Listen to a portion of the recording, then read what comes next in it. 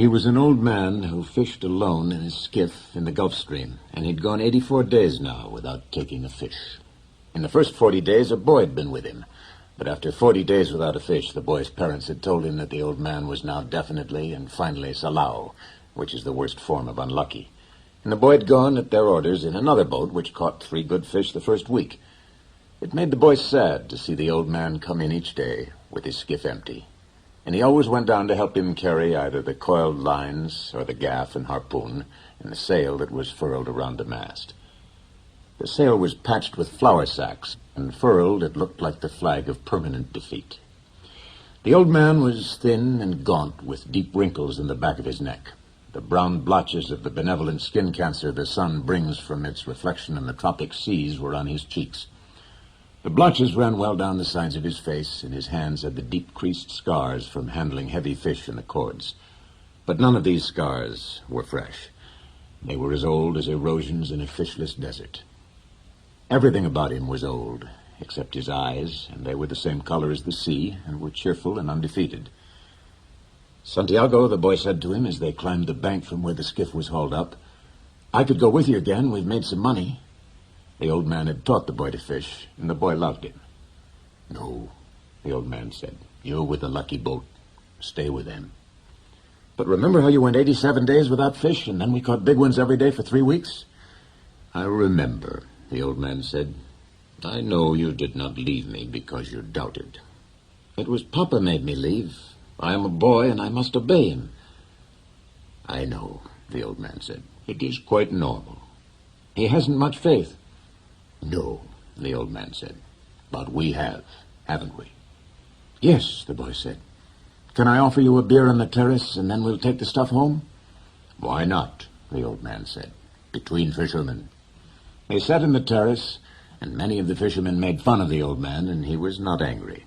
Others of the older fishermen looked at him and were sad, but they did not show it, and they spoke politely about the current and the depths they had drifted their lines at, and the steady good weather and of what they had seen.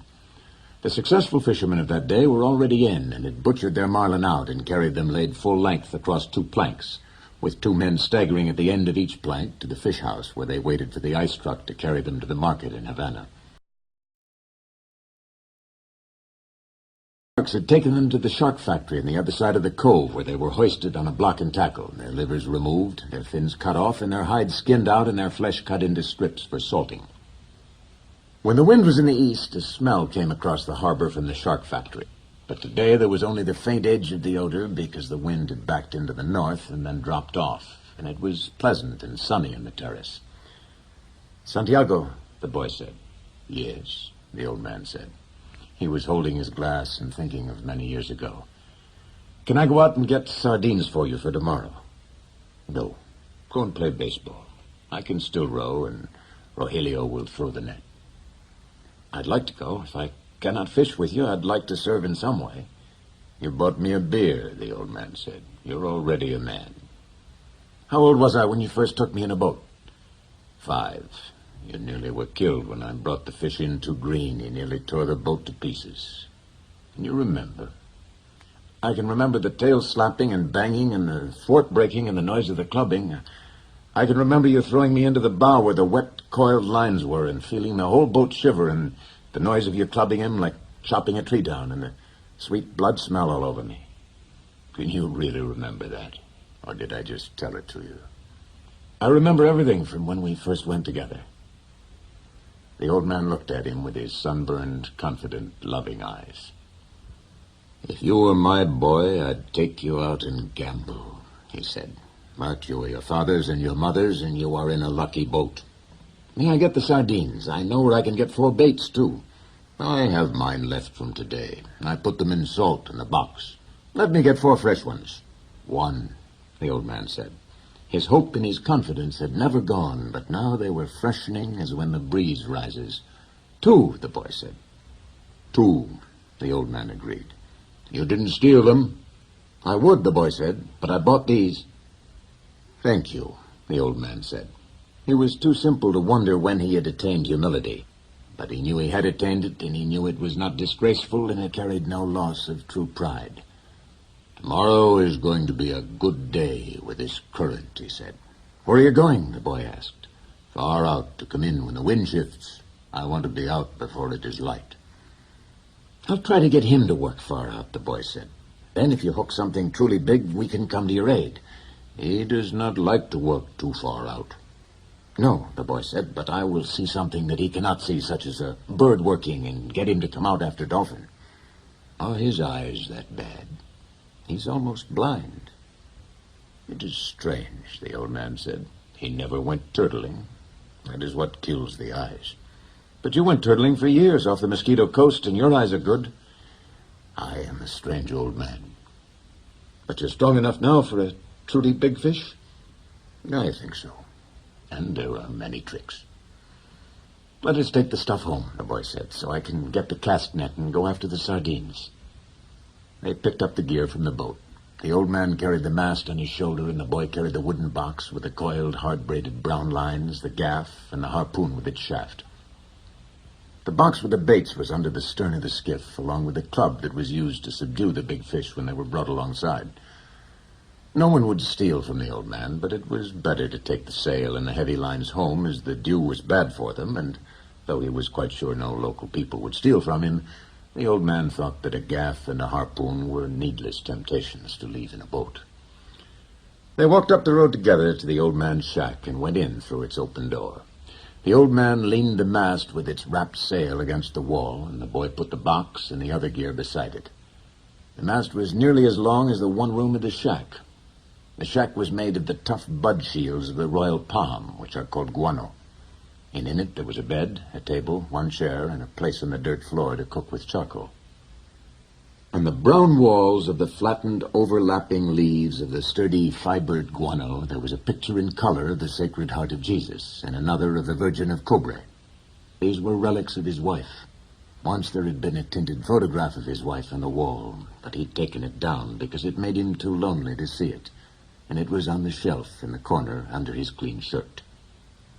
"What do you have to eat?" the boy asked. "A pot of yellow rice with fish. Do you want some?" "No, I will eat at home. Do you want me to make the fire?" "No, I will make it later on, or I may eat the rice cold." "May I take the cast net?" "Of course." There was no cast net, and the boy remembered when they had sold it, but they went through this fiction every day. There was no pot of yellow rice and fish, and the boy knew this, too. 85 is a lucky number," the old man said. "How would you like to see me bring one in that dressed out over 1,000 pounds? "I'll get the cast net and go for sardines. Will you sit in the sun in the doorway?" "Yes, I have yesterday's paper, and I will read the baseball." The boy did not know whether yesterday's paper was a fiction, too, but the old man brought it out from under the bed. "Perico gave it to me at the bodega," he explained. "I'll be back when I have the sardines. I'll keep yours and mine together on ice, and we can share them in the morning. When I come back, you can tell me about the baseball." "The Yankees cannot lose." "But I fear the Indians of Cleveland." "Have faith in the Yankees, my son. Think of the great DiMaggio." "I fear both the Tigers of Detroit and the Indians of Cleveland." "Be careful, or you will fear even the Reds of Cincinnati and the White Sox of Chicago." "You study it and tell me when I come back." "Do you think we should buy a terminal of the lottery with an 85? Tomorrow is the 85th day." "We can do that," the boy said, "but what about the 87 of your great record?" "It could not happen twice." "Do you think you can find an 85? I can order one." "One sheet, that's $2.50. Who can we borrow that from?" "That's easy. I can always borrow $2.50. "I think perhaps I can too, but I try not to borrow. First you borrow, then you beg." "Keep warm, old man," the boy said. "Remember, we are in September." "The month when the great fish come," the old man said. "Anyone can be a fisherman in May." "I go now for the sardines," the boy said. When the boy came back, the old man was asleep in the chair, and the sun was down. The boy took the old army blanket off the bed and spread it over the back of the chair and over the old man's shoulders. They were strange shoulders, still powerful, although very old, and the neck was still strong, too, and the creases did not show so much when the old man was asleep and his head fallen forward. His shirt had been patched so many times that it was like a sail, and the patches were faded to many different shades by the sun. The old man's head was very old, though, and with his eyes closed, there was no life in his face. A newspaper lay across his knees, and the weight of his arm held it there in the evening breeze. He was barefooted. The boy left him there, and when he came back, the old man was still asleep. "Wake up, old man," the boy said, and put his hand on one of the old man's knees. The old man opened his eyes, and for a moment he was coming back from a long way away. Then he smiled. "What have you got?" he asked. "Supper," said the boy. "We're going to have supper." "I'm not very hungry." "Come on and eat. You can't fish and not eat."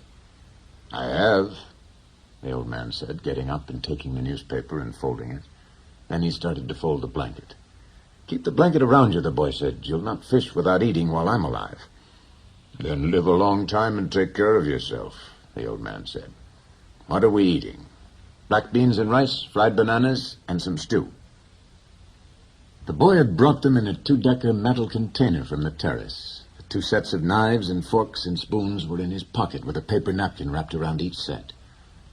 "Who gave this to you?" "Martin, the owner." "I must thank him." "I thank him already," the boy said. "You don't need to thank him." "I'll give him the belly meat of a big fish," the old man said. "Has he done this for us more than once?" "I think so." "I must give him something more than a belly meat, then. He is very thoughtful for us." "He sent 2 beers."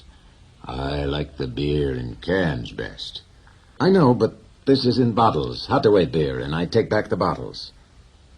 "That's very kind of you," the old man said. "Should we eat?" "I've been asking you to," the boy told him gently. "I have not wished to open the container until you were ready."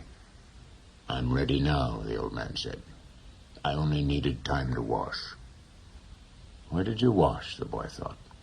The village water supply was 2 streets down the road. I must have water here for him, the boy thought, and soap and a good towel. Why am I so thoughtless? I must get him another shirt and a jacket for the winter and some sort of shoes and another blanket. "Your stew is excellent," the old man said. "Tell me about the baseball," the boy asked him. "In the American League, it is the Yankees, as I said," the old man said happily. "They lost today," the boy told him. "That means nothing. The great DiMaggio is himself again." "They have other men in the team."